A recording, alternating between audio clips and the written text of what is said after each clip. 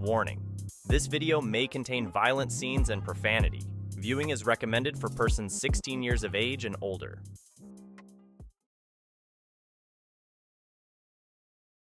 In a world where the sword is the ultimate symbol of power, the Runcandel family stands as a towering force.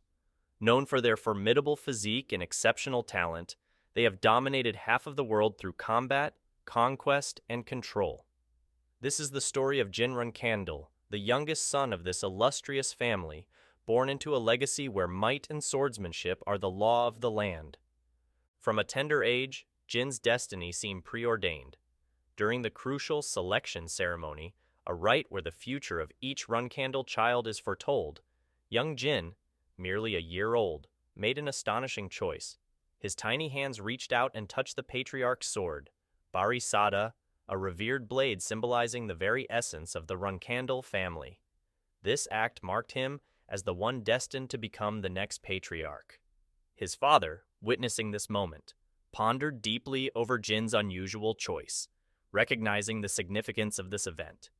As Jin grew, he stood confidently above his peers, basking in their admiration and the high expectations set upon him. But beneath this veneer of confidence and pride, a stark reality lingered. Despite his noble lineage and the heavy burden of expectations, Jin faced an inconceivable truth. He had zero talent in swordsmanship. It was a baffling contradiction, a Runcandel with no aptitude for the blade. Struggling in the yard where he trained, Jin's frustration was palpable. He held a wooden sword, a stark contrast to the legendary Barisada he once touched as a child. His stance and expression were those of defeat and shame. In a family where excellence in combat was the norm, Jin was an anomaly, a source of embarrassment. He was labeled as the worst dunce of the Runcandels, far below the average of his prestigious family. In the training yard of the Runcandel estate, where the clashing of swords typically echoes, a different kind of confrontation unfolds. Young Jin, the least talented swordsman of the Runcandel family, finds himself the target of mockery and scorn. Two of his brothers appear, their presence dominating the yard. They jeer at Jin, ridiculing his practice with a wooden sword and questioning his reliance on what they mockingly refer to as a special sword. A clear jab at his once prophesied connection with the Barisada. Jin, surrounded by the weight of their taunts, remains silent, a stoic figure amidst the ridicule. His brother's laughter cuts through the air, their words sharp and cruel. One of them, unable to tolerate Jin's silence, strikes him in the chest, sending him tumbling to the ground. As Jin tries to recover, reaching for his wooden sword, his brother's foot crushes his hand against the sword, inflicting a sharp pain that contorts Jin's face. The torment escalates as one brother discovers Jin's papers on basic swordsmanship theory. Holding them up, he mocks Jin's efforts to improve through study, proclaiming that the useless should never be given chances. In a display of sheer contempt, he bends and snaps Jin's wooden sword, the cracking sound mirroring the breaking of Jin's spirit. Jin's pleas and cries fall on deaf ears as his brother continues his tirade, claiming that giving hope to the hopeless only leads them to forget their place. As Jin sits on the floor, one brother grips his hair, pulling him up aggressively. They chastise him for talking back, blaming his defiance on the teachings of his nanny Jilly. Despite Jin's protests, his brothers are relentless, insisting that their harsh treatment is for his own good, to teach him manners. Left alone, bruised and battered, Jin reflects on the relentless bullying from his brothers and his own lack of talent. Yet, in the midst of this turmoil, his resolve hardens.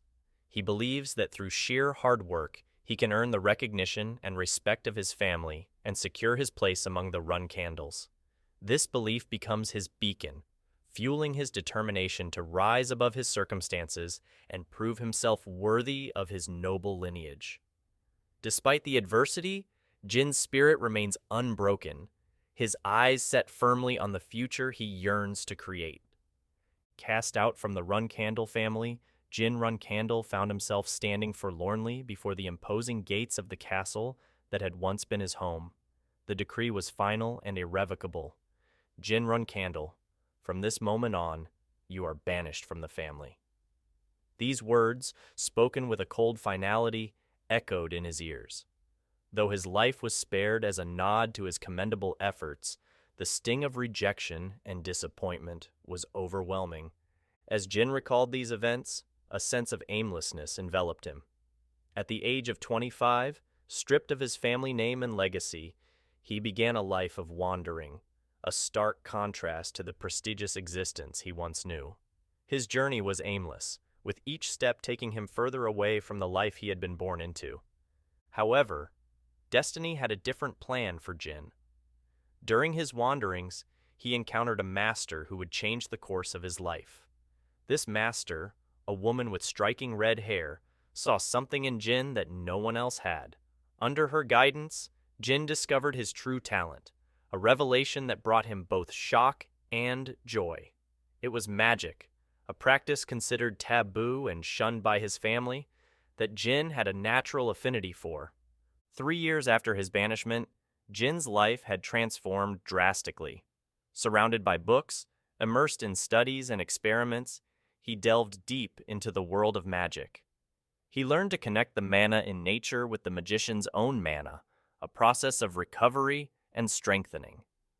In this room filled with books and chemical liquids, Jin found a new purpose and a new identity. No longer just a disgraced son of the Runcandel family, he was now a magician in his own right, exploring realms of power and knowledge that were once forbidden and unknown to him. In this new chapter of his life, Jin was not just surviving, he was thriving, reshaping his destiny with each discovery and experiment. In the midst of his magical studies, Jin Runcandel experienced an unexpected and mysterious encounter. The room, once filled with the quiet ambience of his research, suddenly darkened, consumed by an enveloping shadow. Within this darkness, a figure emerged, introducing itself as Soldaret, the master of shadows. Soldaret's presence was both enigmatic and foreboding. It offered Jin a contract, promising him the power to harness shadow energy and negate all curses. Jin, taken aback by this sudden proposal, was even more startled when a symbol of a curse materialized on his chest, a red sphere marked with a white cross. This revelation was as surprising to Jin as it was to Soldaret. Soldaret explained that Jin had been under a curse since his childhood, which had hindered his full potential. This curse, known as bladed illusion, specifically suppressed his talent for the blade. For Jin, a member of the sword-dominant Runcandel family, this revelation was earth-shattering. As Soldaret touched the curse symbol, Jin felt a profound shift within himself. The chains of the curse, which had silently bound him for so long, were shattered. Soldaret declared that from that moment forth, no curse would bring harm to Jin, opening the path for him to become an extraordinary magic swordsman. With a voice tinged with intrigue, Soldaret expressed a keen interest in watching over Jin's progress. As the shadowy presence began to recede, Jin found himself alone in his room once more, but transformed. The encounter with Soldaret had not only revealed hidden truths about his past, but also set him on a new trajectory. Liberated from the curse that had stifled his potential, Jin Runcandel stood at the threshold of a new beginning, ready to explore the depths of his newly found abilities as a magic swordsman. In a moment of disbelief and exhilaration, Jin Runcandel grasped his sword, a physical representation of the challenges he had faced and overcome. With newfound clarity and purpose, he stepped out of his house, his actions driven by an unstoppable momentum. In a swift, graceful movement, he drew the sword and pointed it towards the sky, a symbolic gesture of his liberation and newfound strength. As he moved the sword through the air, Jin's excitement surged with each fluid motion. The weight of the sword, which once seemed a burdensome anchor, now felt as light as a feather in his hands. The movements were effortless, like swinging his arms without restraint. The realization that he was no longer the worst dunce in the history of the Runcandel family dawned on him, filling him with a sense of empowerment. With the integration of magic, the transformation was complete. As Jin chanted, Magical energy coalesced around his hand, forming intricate symbols that pulsed with power. This magic flowed into his sword, a tangible representation of his journey from disgrace to mastery. Standing there, sword in hand, Jin was a picture of satisfaction and self-confidence. His hard work, once a path filled with obstacles and doubts, had finally borne fruit. He was no longer just a failed swordsman. He had transcended his limitations, combining his newfound magical prowess with his swordsmanship. As he practiced in the clearing, his movements caught the attention of 3 knights, distinguished by a red flag atop a rock. They watched Jin from their elevated vantage point, witnessing the birth of a new force to be reckoned with. Unbeknownst to Jin, his journey was about to intersect with others, setting the stage for new challenges and adventures. The transformation of Jin Runcandel from a banished son to a powerful magic swordsman was now complete, and his story was only just beginning. In an unexpected and tragic twist, the sound of destruction shattered the serene atmosphere that had surrounded Jin Runcandel. Confusion and shock gripped him as he struggled to comprehend what had happened. Blood trickled down his face, a stark contrast to the triumph he had just experienced. In the background, a desperate cry for help echoed, adding to the chaos and urgency of the moment. Jin found himself pinned to the ground, large stones and debris covering half of his body. The weight of the rubble rendered him immobile, a cruel irony given his recent liberation from the metaphorical chains of his curse. His body felt unbearably heavy, a sensation compounded by the growing realization of his dire situation. As darkness began to envelop his vision, Jin's thoughts turned to his master, Soldaret. With the last ounces of his strength, he called out, hoping for a response, for some sign of salvation. Nearby lay a brown book adorned with a circle and a 6-pointed star, a silent witness to the catastrophe that had befallen him. Overwhelmed by the situation, Jin's mind drifted to a morbid thought, the irony of dying in such a mundane way after all he had endured. He questioned the point of all his struggles, the effort to harness the magic and power bestowed upon him by Soldaret, if it was all to end under a pile of rubble. The visible hand of his sword, trapped under a stone, was a poignant reminder of his unfulfilled potential and dreams. As he lay there, slowly succumbing to his injuries, Jin grappled with the existential question that haunted him in his final moments. Why was he given a chance, a glimmer of hope and power, only to have it cruelly snatched away in such a manner?